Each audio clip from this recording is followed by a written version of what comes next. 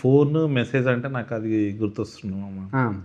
అదే నువ్వు మా డాడీ నెంబర్ తీసుకొని ఆయనకి ఫోన్ చేసి ఉట్టుటినే ఎందుకు అంకుల్ అట్లా ఒక్కగానొక్క కొడుకు వాడిని ఎందుకు అట్లా వదిలేసారు మీరు అని ఇండస్ట్రీ నుంచి పంపించేసి పెళ్లి చేసి ఒక్కగానొక్క వారసుడు వాడో వారసుడిని కనాలి మాదో రాయల వంశం లాగా నువ్వు అట్లాంటివి అన్నీ చేస్తూ ఉంటావు కదా, అట్లా ఎందుకు అట్లా అంటే ఫ్రెండ్స్ తోటి వాళ్ళ ఫ్యామిలీలో ఇలా చిచ్చు పెడితే నీకేమొస్తుంది?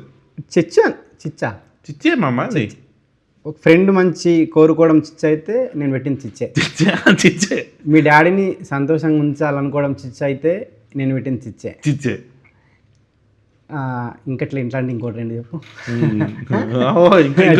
నేను అంది వాళ్ళ ఓకే నువ్వు పెళ్లి చేసుకొని సంతోషంగా ఉండాలని పెళ్లి చేసుకొని పిల్ల బావదని సంతోషంగా ఉండాలనుకోవడం చిచ్చ అయితే నేను పెట్టింది చిచ్చే. అది ఇప్పుడు నేను ఇట్లా చెప్తా చిచ్చే అని అందరూ అనాలి, ఓకేనా?